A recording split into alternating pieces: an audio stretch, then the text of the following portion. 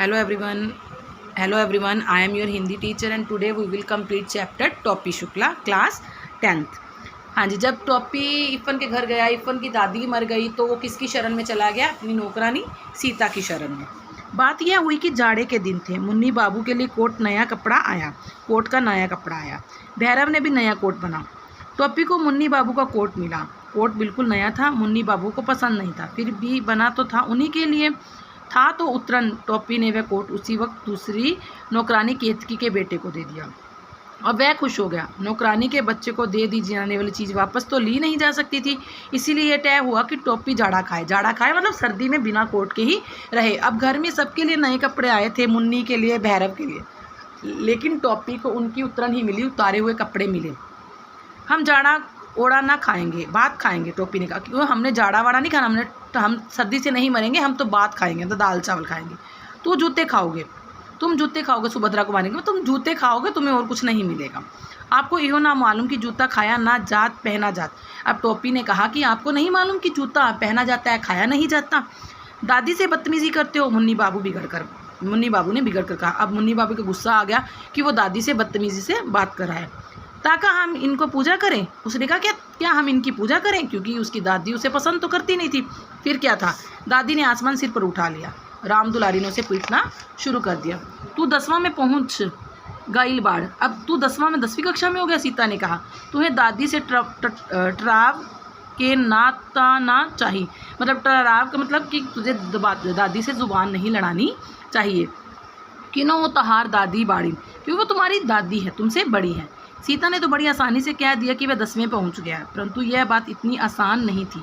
10वें में पहुंचने के लिए उसे बड़े पापड़ बेलने पड़े थे। किसे? टॉपी को। वो 10वीं कक्षा में हो गया था। 2 साल तो वह फेल ही हुआ। 9वें में तो वह 49 में ही पहुंच गया, सन 49 में, 49 में, परंतु 10वें में वह 52 में पहुँच सका। 49 के बाद 50, 51 दोनों साल उसने 9वें में ही लगाए और उसके बाद वो 10वें में पहुँचा। जब वह पहली बार फेल हुआ तो मुन्नी बाबू इंटरमीडिएट में फर्स्ट आए और भैरव छठे में। सारे घर में ने उसे जबान की नोक पर रख लिया, बहुत रोया। बात यह थी कि वह गाउदी था। गाउदी क्या होता है? गिली मिट्टी का पिंड, जिसे हम कहते हैं गिली मिट्टी का माधव। वह काफ़ी तेज़ था, परंतु उसे कोई पढ़ने ही नहीं देता था। पढ़ना तो टॉपी को अच्छा लगता था, उसे शौक भी था, लेकिन घर वाले उसे पढ़ने नहीं देते थे। जब भी वो पढ़ने बैठता था, कोई ना कोई घर वालों को काम याद आ जाता था। जब वह पढ़ने बैठता, मुन्नी बाबू को काम निकल आता। राम दुलारी को कोई ऐसी चीज़ मंगवानी पड़ती जो नौकरों से नहीं मंगवाई जा सकती थी। यह सब कुछ ना होता तो पता चलता कि भैरव ने उसकी कापियों के हवाई जहाज़ उड़ा डाले। कापियों के मतलब कापियों के जो पन्ने थे वो फाड़ दिए थे। दूसरे साल उसे टाइफाइड हो गया था। टाइफाइड मतलब बीमारी हो गई थी। तीसरे साल वह 3rd डिवीज़न में पास हो गया। 3rd डिवीज़न कलंक के टीके की तरह उसके माथे से चिपक गई, परंतु हमें उसकी मुश्किलों को भी ध्यान में रखना चाहिए। सन 49 में वह अपने साथियों के साथ था। वह फेल हो गया था, सभी आगे निकल गए, वह रह गया। सन 50 में उसे उसी दर्जे में ही उन लड़कों के साथ बैठना पड़ा जो पिछले साल 8वीं कक्षा में। अब जो 9वीं में 2 बार फेल हुआ, जो बच्चे 8वीं में थे वो 9वीं कक्षा में उसके साथ आ गए। पीछे वालों के साथ एक ही दर्जे में बैठना कोई आसान काम नहीं होता। उसके दोस्त 10वें में थे, वह उन्हीं से मिलता, उन्हीं के साथ खेलता। अपने साथ हो जाने वालों से किसी के साथ उसकी दोस्ती ना हो सकी। मतलब जो लड़के उसकी क्लास में थे लेकिन वो किसी से बातचीत नहीं करता था, वो तो सिर्फ 10वीं क्लास, क्योंकि वो लड़के 10वीं में हो गए थे, वो फेल होकर 9वीं में ही रह गया था। वह जब भी क्लास में बैठता उसे अपना बैठना अजीब लगता। उस पर सितम यह है, उस पर अत्याचार यह है कि वो कमज़ोर लड़कों को मास्टर जी समझाते हैं तो उसकी मिसाल देते हैं कि जब वो वीक स्टूडेंट्स की बात होती है ना, जब अध्यापक समझाते हैं तो एग्जाम्पल देते हैं कि हाँ ये टॉपी के जैसा ही है। टॉपी जो निकम्मा था, जो फेल हो गया था, एग्जाम्पल वो हमेशा उसी की दिया करते थे। क्या मतलब? शाम अवतार या मोहम्मद अली बलभद्र की तरह इसी दर्जे में टिके रहना चाहते हो क्या? अब उसके जो मास्टर जी थे वो कहते कि शाम अवतार, क्या तुम बलभद्र की तरह, मतलब टोपी की तरह इसी दर्जे में, इसी क्लास में टिके रहना चाहते हो? यह सुनकर सारा दर्जा हंस पड़ता, सारी क्लास हंस पड़ती। हंसने वाले जो होते वो पिछले साल 8वें में थे।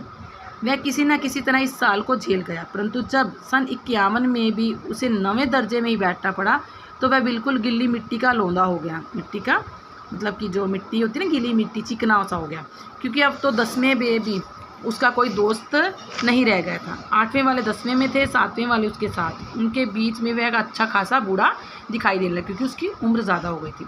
वह अपने पूरे घर की ही तरह स्कूल में भी अकेला हो गया था। मास्टरों ने उसका नोटिस लेना बिल्कुल छोड़ ही दिया था, मतलब उसको नोटिस करना या उससे कोई प्रश्न पूछना बिल्कुल बंद कर दिया था। कोई सवाल किया जाता और जवाब देने के लिए वह भी हाथ उठाता तो कोई मास्टर उससे जवाब ना पूछता, परंतु जब उसका हाथ उठता ही रहा तो एक दिन अंग्रेजी साहित्य के मास्टर साहब ने कहा, 3 बरस से यही किताब पढ़ रहे हो, तुम्हें तो सारे जवाब जवानी याद हो जाएंगे। इन लड़कों को अगले साल हाई स्कूल का इम्तिहान देना है, तुमसे 5 साल पूछ लूँगा, तुमसे बाद में पूछ लूँगा। टॉपी इतना शर्माया कि उसके काले रंग पर लाली तोड़ गई, और जब तमाम बच्चे खिलखिलाकर हंस पड़े तो वह बिल्कुल मर गया, मतलब बहुत शर्मिंदा हुआ। जब वह पहली बार 9वीं में आया था तो वह भी इन्हीं बच्चों की तरह बिल्कुल बच्चा था। फिर उसी दिन अब्दुल वहीद ने रिसर्च में यह तीर मारा कि टॉपी बिल्कुल बिलबिला उठा। क्या कहा था उसने? वहीद क्लास का सबसे तेज़ मॉनिटर था, लड़का था, तेज़ लड़का था, मॉनिटर भी था। वह सबसे बड़ी बात यह है कि वह लाल तेल वाले डॉक्टर शरफुद्दीन का बेटा था। उसने कहा, बलभद्र, अबे तो हम लोगों में क्या घुसता है, हम लोगों में क्या आता है? एट्थ वालन से दोस्ती कर, एट्थ वाले मतलब दूसरे लड़कों से दोस्ती कर जो 8th में है, क्योंकि उसे लगता था कि जो बलभद्र नारायण है वो अब भी फेल हो जाएगा, तो हम लोग तो निकल जाएंगे, बाकी तुम्हें तो उन्हीं समन के साथ रहे को हुई, मतलब तुम्हें तो बाकी उन्हीं के साथ रहना है। वो सोचते थे कि हम पास हो जाएंगे और टॉपी फिर से फेल हो जाएगा। यह बात टॉपी के दिल में के आर पार हो गई। उसने कसम खाई कि टाइफाइड हो या टाइफाइड का बाप, उसे पास होना ही है। परंतु बीच में चुनाव आ गए। डॉक्टर बिगु नारायण नीले तेल वाले खड़े हुए थे चुनाव में, जब वो इलेक्शंस में उसके पिता खड़े हो गए। जिस घर में कोई चुनाव के लिए खड़ा हो गया उसमें कोई पढ़ लिख कैसे सकता है? वह तो जब डॉक्टर साहब की ज़मानत जब्त हो गई, जब्त मतलब कि उनको जो सीट नहीं मिली, तो घर में सन्नाटा हुआ और टॉपी ने देखा कि इम्तिहान सिन पर खड़ा है। वह पढ़ाई में जुट गया, परंतु ऐसे वातावरण में क्या कोई पढ़ सकता था? इसलिए उसका पास ही हो जाना बहुत था, क्योंकि वो पढ़कर इतना भी फर्स्ट तो आ नहीं सकता था। उसने कोशिश की लेकिन वो फिर पास हो गया। वाह, दादी बोली, भगवान नजरे बद, मतलब बुरी नज़र से बचाए, रफ्तार अच्छी है। तीसरे बरस तीसरे दर्जे में पास हो गया, मतलब 3 साल लगे उसे तीसरे दर्जे में आने के लिए। धन्यवाद।